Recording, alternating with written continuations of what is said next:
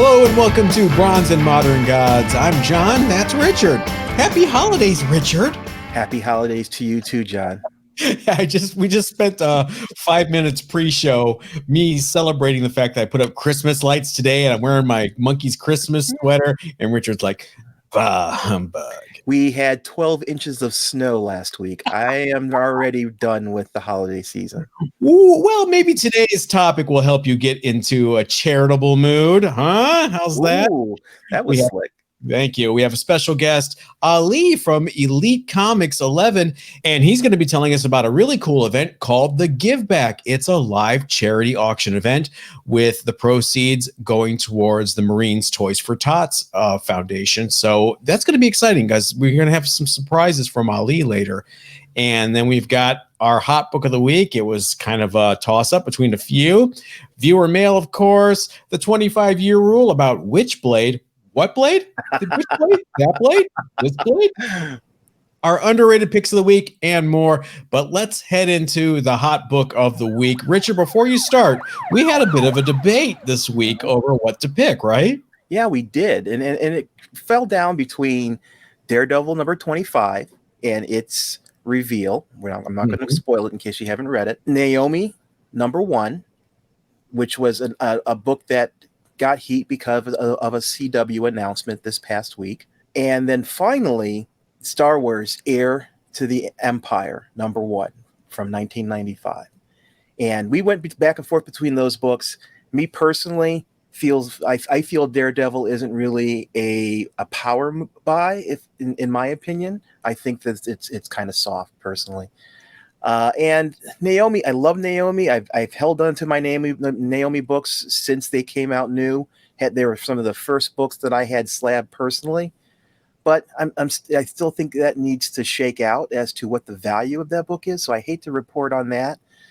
So it really came down to an announcement or a reveal from The Mandalorian the previous week by no one else but Ahsoka Tano. Her mission is to track down the Grand Admiral Thrawn. And as soon as those words came out of her mouth, the value of Star Wars Heir to an Empire number 1 shot through the roof. Were you on eBay as she was speaking? There were some rumors a few days before the actual show aired. There were rumors going off on YouTube about this particular reveal, that she was going to announce she was going to be in the episode, and that the reason why was her chasing after Admiral Thrawn, which is something she was doing at the end of Star Wars Rebels. So there was some scuttlebutt, and I actually kind of pre-bought a couple issues of Heir to an Empire because $100 I could buy. At the time I bought a 9.0 for $100. I ended up buying a 9.6 for $200. And then all of a sudden, the announcement comes out. And I didn't want to invest in a 9.8 at the time because it was over $500. Now that $500 investment would have been worth $1,500. Yeah. That's kind of the way. I love a good 300% ROI. I know. It's just insane. It's the way this market is going right now. As I mentioned, Grand Admiral Thrawn, he is I don't want to call him beloved because he is an evil guy, but he's a well-known character in the extended Star Wars universe. I remember back in the early 90s reading the book that Heir to the Empire is based on, and he was the big villain in that series. He's a big, menacing, blue skinned man who always seems to wear this white admiral outfit, and really, really powerful character in the Star Wars universe. So when Ahsoka announced that she was after him, immediately the interwebs went crazy about potential Star Wars movies or TV shows or other things, because right now the Star Wars universe is missing a big villain. So Darth Vader isn't around, Kylo Ren isn't around. So now there's this potential of Thrawn, who brings all of this lore into the Disneyverse. it's exciting. So Heir to the Empire was his first appearance. It's a movie. It's a book adaptation of the trilogy that he originally appeared in, and it has just gone through the ceiling in terms of value. I was looking at GPA, and GPA is really strange because it is on this huge increase.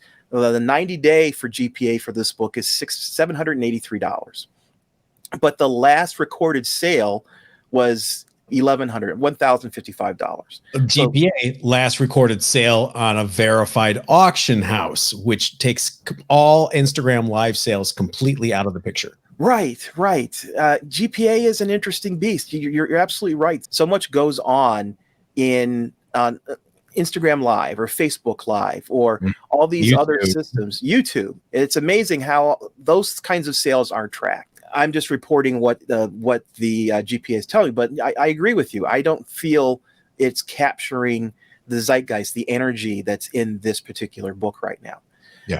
Yeah, there's about 356 on the census of 9.8s for this book, and GPA does track newsstands for this book. Oh, there's a newsstand version. There is a newsstand version. There's only 42 copies of the newsstand on GPA, and it's interesting that they seem to pick what books they want to support, calling out the newsstand, and which ones they don't. There's a lot of inconsistencies in this industry. It's really interesting. This book is trending because of the untapped potential, and I don't think we've even begun. If Thrawn is mentioned again, or if Thrawn actually shows up in a Mandalorian episode, it is going to go unbelievably ballistic. Just as Ahsoka's books hit a high as soon as she showed up in episode 5 of this season, Thrawn's mug is just going to make this book go through the ceiling. So, no spoilers, but after last week's episode, anyone can show up. Yes, this is true. And that's part of the excitement. Star Wars books right now are just really, really hot because of The Mandalorian, and people see Disney positioning themselves to have options. It's one thing where you've released the Skywalker saga, and that's kind of winding down. What do you do? So to me, The Mandalorian represents options that Disney is giving themselves. They've got the options of going after Ahsoka Tano, or bringing Thrawn in, or bringing in characters from Star Wars Rebels, and Ahsoka have her own book or her own show, or bringing characters like Sabine Wren from Star Wars Rebels. All these different characters are now kind of swirling in this realm of possibilities. So everybody's scrambling to get first appearances from all of these Star Wars extended universe characters. I tell you, if you're watching us on YouTube, you really should be, because Richard's saying all these names and I'm nodding my head like, yeah, absolutely. And I have no clue what he's talking about. And I really feel FOMO. I'm missing out because I don't know. Because, me, I'm digging in boxes all week long and scoring things, and who knows what I'm passing up. It's a little frustrating. So I really need to get into this. Yeah, there are a lot of books that are out there that haven't had a huge value because, like it or not, real growth in a value of a book is tied to some kind of movie property or some kind of TV show, some other media, right? So if there is no other media associated with it, it languishes. It may have a value, but it's not what it could be. That goes back to our debate about what book to pick this week, because I was pushing for Daredevil 25, and you kind of won me over with this one because, I do really see this one much longer term. But let's talk about Daredevil 25 for a second. And the reason why I was pushing for it is this is the first time in a while, I'm trying to remember the last time, we saw a book come out on Wednesday and was immediately selling for $25 on eBay. The just normal cover A, straight up, regular version was selling for $20, $25 on eBay. The one in 25 was $100, $150. No one ordered this book. That's why there's no 1 in 25s out there. No one got the 1 in 25 because, we don't order enough Daredevil. No, you know what? I went to my LCS on Wednesday, and there was one copy left. It was in a bag and board, and it was $30 I, on I had Wednesday. I had one shop charging $9.99 for them, and the other shop all sitting there for cover price. Now, granted, I'm very fortunate. I live in Southern California, lots of LCSs in my area. I also work remotely where I'm not tied down to meetings a lot as long as my work's getting done. So my happy butt was in the shop at like 10:15. So I don't know what the experience was for other people, because trust me, I know I'm privileged when it comes to funny books down here in Southern California. So it's shocking to me that a shop is charging $30 for a book on street day. That's just ethically. Yeah. That is tough. And to me, it follows the pattern of a lot of these hot books on launch day recently. And I think of things like Thor or Venom, titles that come out, people are really excited about them on launch day, and they're buying multiple copies, and they're stocking them away. And then the second print comes out, and immediately people pounce on the second print and the third print and the fourth print. And, and you get this frenzy around these. It's coming to an end, though. This is an outlier. We're seeing some fatigue here with this. Yeah, this collectible stuff. Now, don't call them out. We don't have to embarrass them. But does your shop know you? Did they give you a break on it at all, or do they charge you the full 30? Shop knows me. I've been shopping there for 2 years. No, he was going to charge me $30. I declined to buy it. I actually, to be honest with you, I never approached him for a discount because I really wasn't at $30. It was beyond what I was willing to pay for a day zero book. Because in my mind, here's how I approach these kinds of books. I will wait, and it's $30 on launch day. I will wait a week, and if it's still $30, then I'll buy it. Well, you could have gone home and gone to eBay and got one for 15. So right, yeah, it's nuts. And because typically after a week or after 2 weeks, these high price books will start to drop. If there isn't anything to actually propel or to hold that price in terms of some pressure from an announcement or some tweet. Donnie Cates is famous for doing random tweets and restoring values to certain books. If there's nothing like that, it's just gonna collapse, and it's gonna come down to a price that's more reasonable, and then I'll buy if I'm interested in it. It's tough out there for a retail store right now, a brick and mortar comic shop. I get it, and some comic store owners are really tapped in. They're plugged in. They know that thing was selling for $15 on eBay. I don't begrudge that. Just be upfront about it, and make sure your pool customers are your pool list customers are taken care of first. Oh, yeah. And if you're a guy, a regular that's been spending money there for 2 years, if you had brought the book up, as an owner, I would have looked at you and said, you know what, I'm not gonna screw you for an extra $25, Richard. You're getting this for a cover. Oh no. My LCS is great. My LCS is great. He puts books. I have a pull list, and he knows what I like, and he will slip things into my box because he knows that it's something that for a while. For example, Peach Momoko. I was on the Peach Momoko crate. He'll do what? So he was putting in Peach books. He's a great guy. I understand, just like you, this is a hard market to be in. Yeah. It's a hard industry when you're buying books. You've got to be, Svengali. You got to be able to predict 2 months in advance what people are going to want to buy, and that is a difficult thing to get right every time, and not get stuck with 300 copies of, some book, And you've got disgusting vampires and sharks like us going from shop to shop trying to grab them all off the shelves. I'm kind of glad we have to wear a mask so they don't recognize you. Yeah, you have to wear a mask because that's highway robbery. They're going to be like, you're that guy from Bronze and Modern Gods. Double price. So going back to the Star Wars book, what year did that come out? 1995. That's 25 years ago, but we're not doing the 25-year rule yet. So I just wanted to bring that up. You got my hopes up right there. That would have been a great transition. Let's move on to our viewer mail this week. You've got mail. And we got a couple things this week. First off is from BFung66, our friend Barry. We know Barry. Hey, Barry. He brought up something about Darkhawk #1, our episode a couple weeks ago about, we're kind of dismissing Darkhawk #1 selling for so much. Heritage sold a 9.8 Darkhawk on November 30th for $432. Oh my goodness, that's hilarious. Oh, guys, no. I have seen pictures with people with like short boxes full of Dark Hawk number ones. So the fact that that one has that kind of value is We're here to teach the children, Richard, because I believe the children are our future. Yes, they are. Give them Dark Hawks and show them the way. You got the next one you got there. Oh, I've got a comment from Dope Comics. Yo. Awesome show. This is my favorite YouTube show, Lifer. I appreciate that. Appreciate that. Yep, we're in it for life too.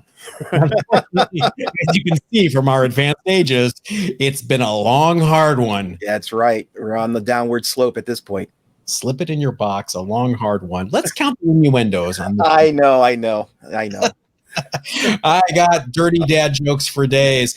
And speaking of, this is going to be the worst transition ever. Okay, the holidays are here. It's time for us to stop specking, stop grabbing hands, grab all they can. Everything counts in large amounts. Stop it. Start giving back a little bit to our community. And there is someone that's joining us today that has a great idea for us to give back.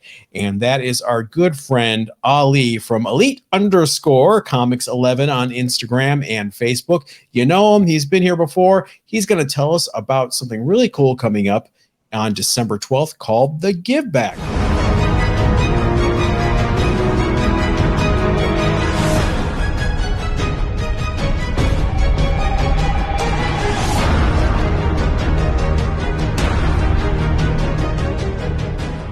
And since we are talking about the man, let's bring him on right now. Here he is. It is Ali with Elite_Comics11. What is going on? What's up, my friend? How you doing? How's it going? Good. Good to have you aboard. So what is the Giveback? Oh, the Giveback. So it's going to be a great way to cap off the year at Elite Comics 11. So, people have been following us and just kind of living this year. Know that it's been a crazy year. So it's been a crazy year for everyone. It's definitely been a crazy year for our community. I remember basically back in February, we did AtCon 1 because we thought a virtual convention would just be cool. It was before any of this craziness even happened. When everything went down in March, then, people were impacted. All these sellers were impacted. The cons got canceled. So we went ahead and we did the Remedy Tour to help out these shops that were impacted and basically try to keep them alive to get through this tough time. And then we did some Claim Fest lives, just mostly with vendors who were kind of doing the internet thing, but needed more to survive, get through everything.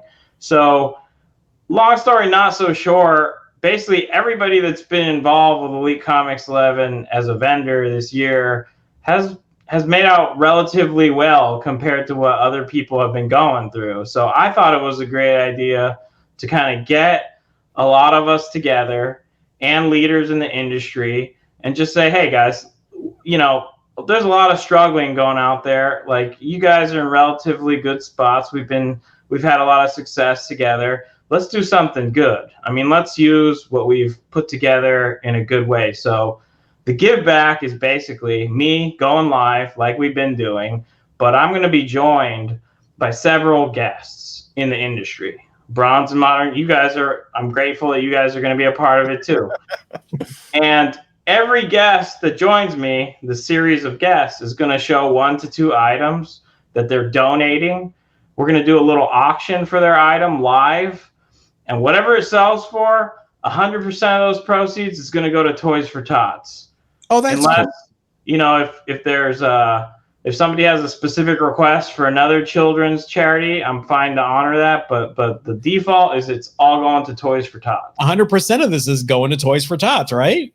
Yeah, 100% of it. So Elite's not taking anything. The people donating the items, they're not taking anything. 100% of the proceeds is going to go to Toys for Tots. That's awesome. When is this happening? It's happening next Saturday. So that's December 12th. And we're going to start up at 2:00 Pacific time. That's 5:00 Eastern time.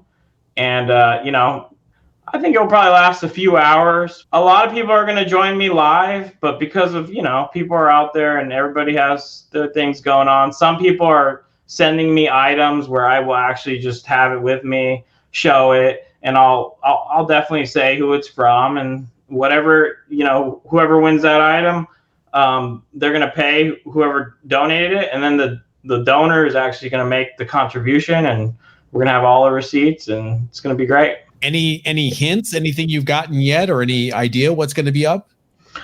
Yeah, so we got some original Disney art that's going to be there. We got, in the comic world, there's an ASM 300 that's going up. Nice. I have a crazy run I think I'm going to auction off, but I'm starting to announce the people that are involved. And Bronze and Modern Gods, you guys are on there, but we also have, we have Heritage, we have CGC, we have Kyle's Comics, Frank's Comics, like a lot of these, pretty much, a good selection of the vendors that have been with us to the live sales this year. They're going to be there. The Remedy Tour started off at Royal Collectibles in Queens. We're going to have Royal Collectibles there as well. So there's a long list. Nerdy Girl, all the community members, as many. I'm trying to paint a really broad brush, because the broader it is, the more we can help out some children in need this holiday. And I just think I love the IG community. That's what our page is all about. So bringing everyone together like this is awesome. That is excellent. I am so happy to be a part of this effort. I think we were in some great company, John. I know. I hear heavy hitters. I know. I have a ROM number 7. Trust me. I'm gonna be telling people the whole time.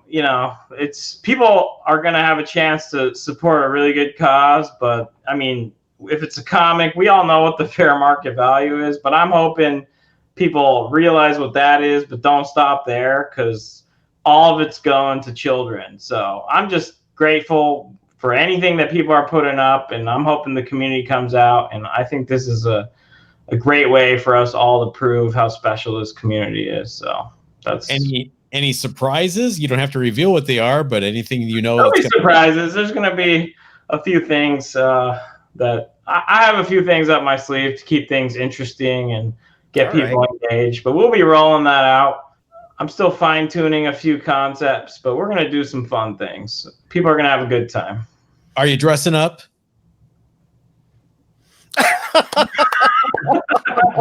There will be changes. For the there will be changes. Wow, John, I think you hit the nail on the head. Well, I pay attention, and I don't know if you've ever seen any of our sales, but I have been known to dress as Quasar now and again. And I have another costume I've been saving for a special occasion, so this might be it. Join in on the fun for sure. Costumes are welcome. So. It'll be great or disgusting. Greatly disgusting, whichever you pick. You never know. Somebody might want to auction off some article of clothing you're wearing. One item per. Here's the spot. Exactly. Well, remind everybody when and what time again. Yeah, so it's December 12th. That's next Saturday, and it's going to kick off about 2 o'clock Pacific time, 5 o'clock Eastern time, and it's on at elite_comics11, and that's where we're going to be starting up the live stream, and then we're going to be joined by several guests, so the stream's going to be on our page, so that's where you want to tune in. And if you're not following us on Instagram and Facebook, please do so at Bronze and Modern Gods, because we will be reminding people several times throughout the week about this. And unless you got anything else, Ali, we want to thank you for coming by today.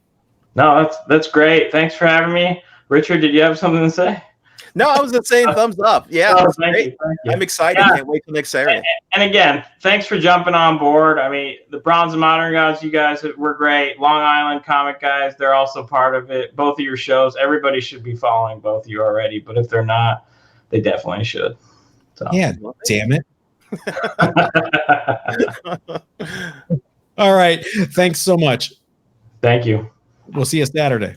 Special thank you to our friend Ali. That's our second time with him. So he's our first returning guest. Is that correct? Isn't that awesome? I think so. Yeah.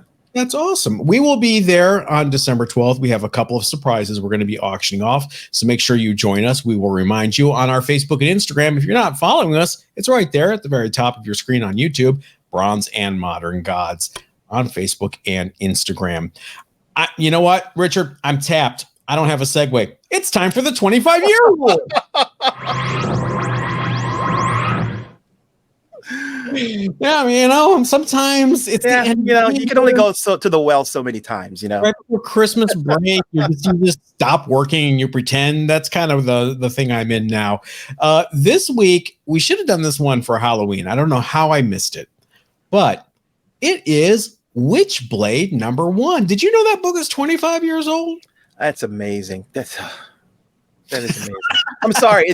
It makes me feel old. Every time we go over one of these books from 1995, I remember what I was doing in 1995, and it makes me feel old. If you had a baby when Witchblade #1 came out, that baby would be graduated from college and back living with you.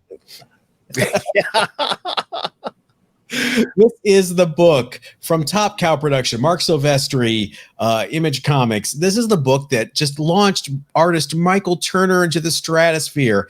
He was around doing some minor stuff, but this is the one that made Mike Turner a superstar. God rest his soul. He died of bone cancer a few years ago. That was so sad. He was so talented. But Witchblade's where he got his start. And do you know that book ran for 117 issues? No, I know it ran for a long time. I wasn't aware it was that many issues. Yeah. Crazy. It even had a TV adaptation on TNT, which I think I remember seeing commercials for. I don't know if I ever watched it, but it was so popular. They canceled it after season 2 because the star, who shall remain nameless, had an alcoholism problem. So it was not canceled for low ratings. It was canceled because the star was just not able to perform anymore. And the book really is surprisingly affordable. And I don't know if that's a good or bad thing. It makes me sad because Mike Turner was so good. But CGC, there's no shortage. There's 410 9.8s on the census. That's a hefty number. And the 90-day average for a 9.8 is just $115. Do you remember when were you still collecting when this book was on fire? This was a hot book. No, I was not collecting actively, but I do remember seeing it on the newsstands.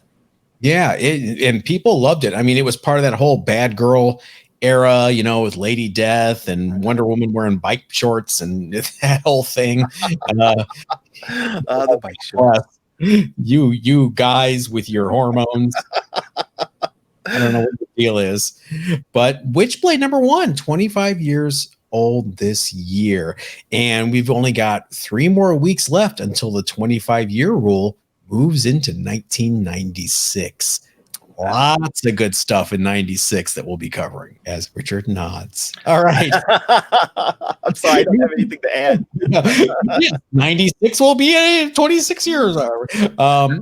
Whatever.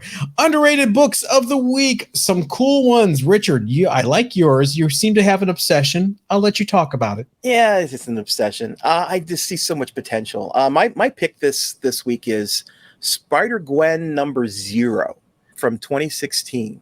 SpiderGwen Zero has a very familiar cover. If you see it, is it Venom? No, it is. This is the cover for SpiderGwen. The cover originally was used for Edge of Spider-Verse #2. It has the same color scheme for that book. It's the only real difference is it has got a giant #0 on the cover, indicating that it is let's call it a prequel to the SpiderGwen #1. Okay, so it recaps. It's a reprint. It recaps the information out of Edge of Spider-Verse.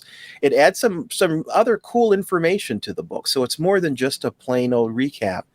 But my reason for picking it is this book can still be bought new from Midtown.